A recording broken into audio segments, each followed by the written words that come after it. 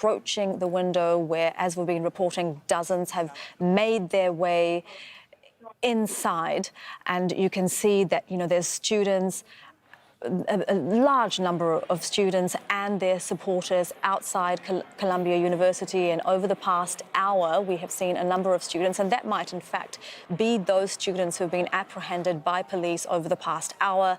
Our correspondent today's about telling us that the students that have been arrested just over the last hour were very much peaceful protesters. The university has released a statement saying that they've called in the police because of so-called agitators, they say, who've infiltrated these protests. It's an allegation that's been made against various protests across American universities over the past few weeks since they really began. So let's go now to that guest on the phone, Cameron Jones. Again, Cameron Jones is lead organizer at Columbia's Jewish Voice for Peace. He's a sophomore student. He's joining us from the university. Thank you very much for your time tonight. Firstly, can you describe to us what's happening around you?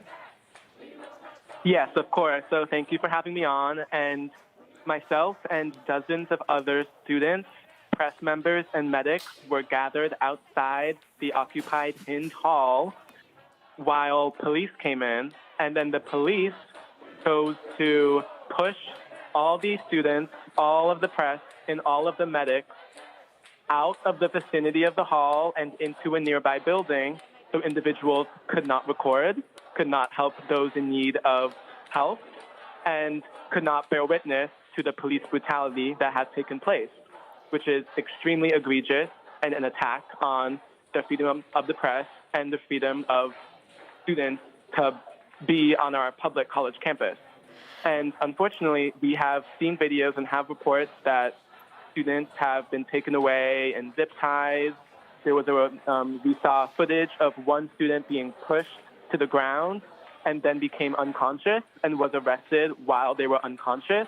They have now regained consciousness, but being pushed to the ground by the police and being made unconscious is extremely outrageous. And it is really, really unfortunate to hear all of the videos and testimonies that we have rolling in. The Washington Post just reported that officers entered Hind Hall with their guns drawn. We are hearing rumors of possible tear gas being deployed. So it is really, really scary situation for everyone involved. And I do want to push back on what the university said. Mr. Jones, I absolutely want to hear what you think about what the university is saying. But before we get to that, I really want to establish where you were, because you said you were inside a hall when you were pushed out. So there were dozens of students, press, and medics who were gathered outside of the hall that the police are now in. Okay, so you were outside Hamilton Hall, and you were pushed out when the police officers, when the very large contingent of police officers arrived about an hour ago? Yes. Okay. And we were pushed into a nearby building called John Jay Hall. Okay. And now to your point about what the university is saying, they're saying that agitators have infiltrated the protests. Is this something that you've seen? How long have you been involved in these protests? And is it something that you've seen? Yeah, I have not seen agitators or infiltrators become involved in these protests. I have been involved in this movement on campus since October. And I can tell you right now, we do not have agitators or infiltrators involved in our spaces. So it really appears as though the university is making up a fake excuse so they can bring in the violent NYPD to violently arrest students, which is extremely concerning and extremely harmful. And we also just got reports that the university plans to keep NYPD on campus until May 17th. Okay, but why would the university want to do that? I mean, why would they make up, false accusations to involve the police, especially with the world media watching what's happening at American campuses? Yeah, so I think we saw a couple of weeks ago when Columbia called on the NYPD to arrest over 100 individuals. Columbia appears to not care about the public pressure and the public outcry.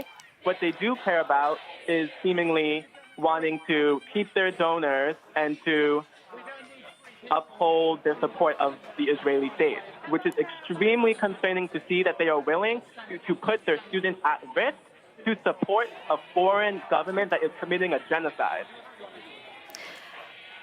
Mr. Jones, what does your organization, Jewish Voice for Peace, think about the allegations of anti-Semitism against your protests? Yeah, so it is very unfortunate to hear those allegations because members of Jewish Voice for Peace and other members of the Jewish community on campus have been involved in this movement since October. And we have been there every step of the way, and we do not tolerate any anti-Semitism. And it is really unfortunate to see anti-Zionism being conflated with anti-Semitism because they are not the same thing at all. And it is outrageous that we are still having this conversation when there is a genocide going on.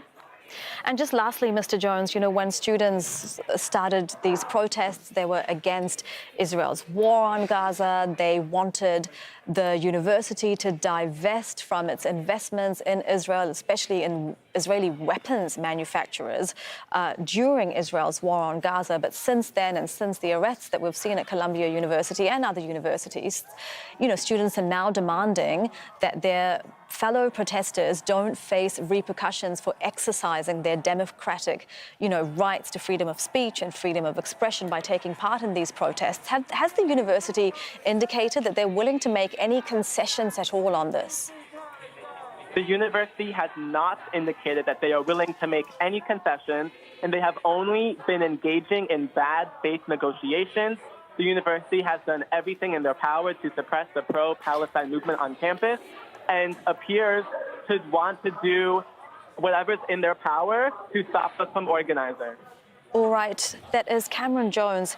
He is the lead organizer at Columbia University's Jewish Voice for Peace.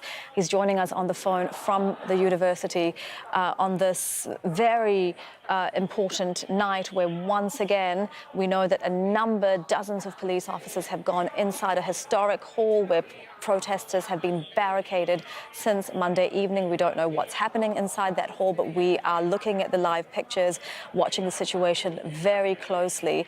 And doing so with us are our correspondents outside Columbia University. One of them is Kristen Salumi. She has been with us over the past hour and is still with us now. So Kristen, tell us what is happening around you.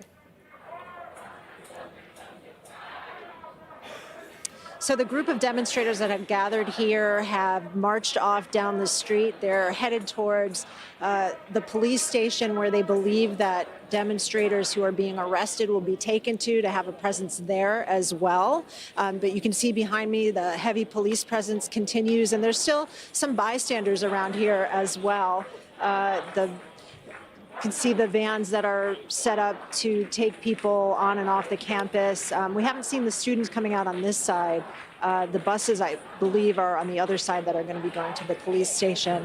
But I've been speaking to people here who've gathered on the sidelines, including a young man who's with me now by the name of Henry. Henry is a graduate of Columbia, a very recent graduate, just in the last year. And you've been active with the demonstrations here. Tell me about that. What's your involvement then, and why? Yeah, so I graduated in the spring or in the summer last year, and I stayed involved because my friends were still on campus. A few of them were arrested. I live near campus. I care about the university, and I feel really deeply betrayed by it. And yeah, I mean, obviously, the university has a big stake in this. The students have been fighting, something I've been speaking about. The students have been fighting for this for a long time. We had a divestment vote when I was a freshman in 2019. That's a great point. Just to harp on that for our viewers, that before October 7th, the cause of the Palestinians was known to students here. This is not something recent. This has been a long time issue for students at Columbia.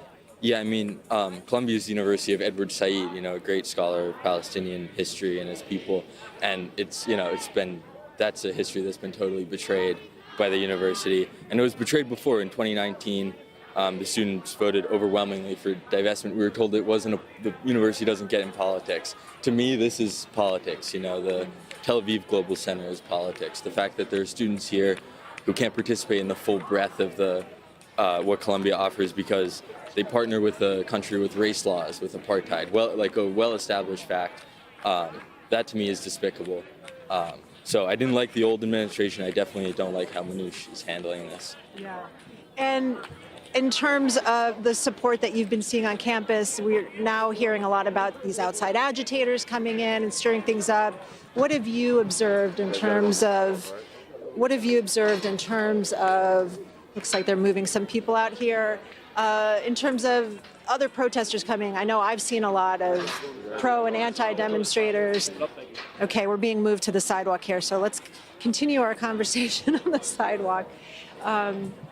Yeah, so how would you characterize the people who've come here to take part in the demonstration? Yeah, so there's certainly been a lot of outside presence. A lot of it, I think, has been very supportive, very reasonable. There's obviously been people who have different agendas who are here. I think that's been one issue for the organizers, is that there are a lot of opportunities for people who want to suppress the movement, who want to slander it, to pick and choose from the people outside the gates. Also, like, I know a couple days ago or yesterday, there were big pro-Israel demonstrations. Those, I think, have been the most virulent in their rhetoric, the most aggressive, and so yeah, that's definitely an issue. But I think the students have done a really good job staying on message.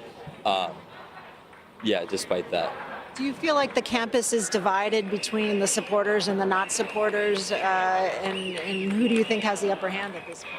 I mean, I can't speak for all the students. I live in my bubble, but I think support for Palestine and for divestment and for what the students are fighting for is really deep. It's really broad. I think it's really well articulated.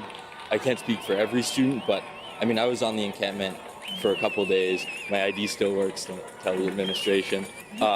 And you know, they were hosting a Seder. They had different kinds of dance, and they had teach-ins, and people were speaking to each other. To me, it was a really beautiful scene. So I think there's a space for every member of the Columbia community at the protests, with the cause, with the movement. Whether everyone supports it, I'm sure everyone doesn't. But I think the support is really deep and really broad. I have to ask you about the terms intifada and from the river to the sea, because that seems to really trigger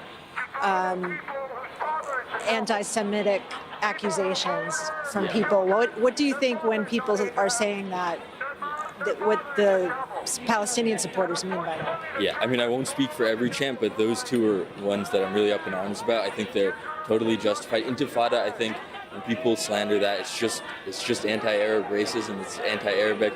Intifada in Arabic, as far as I know, means uprising. You describe any uprising as an intifada. I think what we're seeing, a protest movement is an uprising, and I think that's totally justified. As to the river to the sea, I think that's something that's been like deeply astroturfed recently. Like, I know the ADL, which keeps very close track of anti-Semitic protests, anti-Semitic language, anti-Semitic chants. Up until October, they just list it on their website as you know, a chant that's used by Palestine supporters. And now there's a 3-paragraph, 4-page explanation about why it's anti-Semitic. I think that's ridiculous. I mean, for one thing, from the river to the sea is also a right-wing Israeli chant, and notably Israel already extends from the Jordan River to the sea, whereas when Palestinians are calling for freedom from the river to the sea, I think they're calling for an end to apartheid, an end to the walls, freedom of movement, freedom to live safely, without the threat of bombs, without the checkpoints. So I think they're good chants, and I think it's a tragedy how they've been maligned. And I also think it distracts from the movement. Like, we're here at the end of the day. We're here not because of Columbia, but because there are no universities in Gaza. 30,000 people have been killed, mostly women and children. And that's what people are here fighting. There are people who my whole life haven't known freedom in Gaza. There's nowhere on earth that's like Gaza. And so that's what the students are here fighting for. And I think those chants in particular, I think they're on message. I don't think there's something that should be a cause for the Biden administration or for the Columbia administration to take issues with the protesters. I think that distracts. I think it's a tactic to distract from what's really at issue here, which is the lives of people in Gaza. Henry, thank you so much for your time and sharing your thoughts with us.